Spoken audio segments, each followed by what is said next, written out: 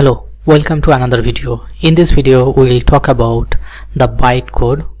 What is bytecode, how to generate bytecode, why bytecode, and importance of the bytecode. So without wasting time, let's start understanding what is bytecode. So in Java programming language, bytecode refers to the intermediate code that is generated by Java compiler, and the name of the Java compiler is javac. So in Java, bytecode refers to intermediate code that is generated by the Java compiler during the compilation of Java source code, instead of generating directly machine code for a specific hardware platform. Java source code is compiled into bytecode, which is a platform independent and architecture neutral representation of the program.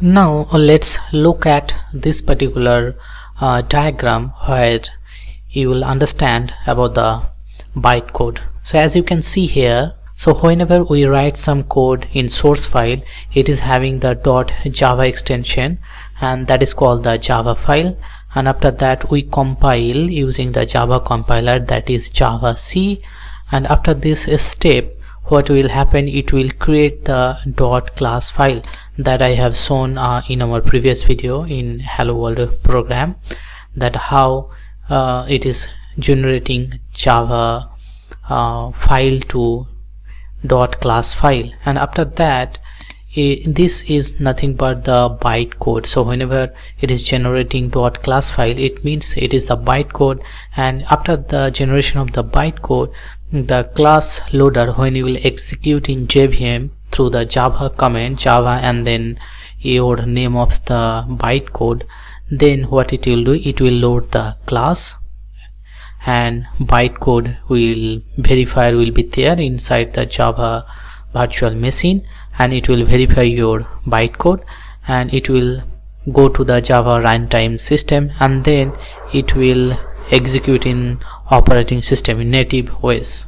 So JVM will be present in Mac OS or Windows operating system, or in Android environment, or in Linux environment, and then from the Java runtime system it will show the output to the operating system console or in the front end. Okay, that's why we can call it as a architecture neutral, because of the bytecode. In each and every OS operating system or environment, the code will run or execute. So now we'll discuss about some key points of the bytecode. Let's jump into that. The first point that I want to discuss is intermediate representation. Bytecode serves as an intermediate representation of a Java program. It is not directly executed by the computer's hardware, but it is designed to be executed by the Java virtual machine, that is JVM. Through the JVM we can execute the bytecode. Okay. Second point, portability. Java bytecode is platform independent or architecture neutral. It means that the same bytecode can run on any system, any operating system with a compatible JVM. So it is important JVM should present on that particular OS operating system. That one tagline is always used in case of Java programming language, that is write once, run anywhere, or WORA. It means write once and run anywhere. Compatibility is one of the key features of Java programming language. Now let's try to understand the next point, that is the compilation process.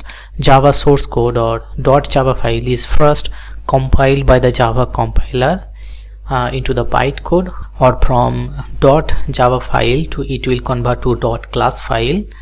Okay, and the bytecode will be generated using .class file extension, and this bytecode is a set of instruction that can be interpreted further at the runtime using the JVM.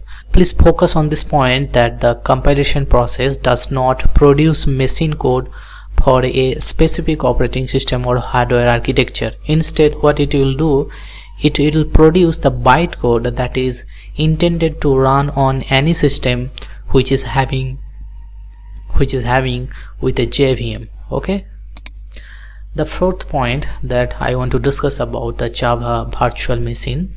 So what is actually Java virtual machine?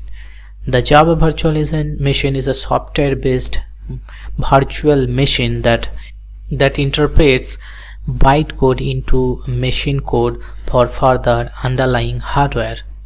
And then it's important that it provides a runtime environment for Java program for handling the memory management, garbage collection, and all other runtime tasks via the virtual machine. Now let's try to understand next point about the bytecode execution process. Okay, when a user run a Java program, the JVM loads and execute the bytecode produced during the compilation.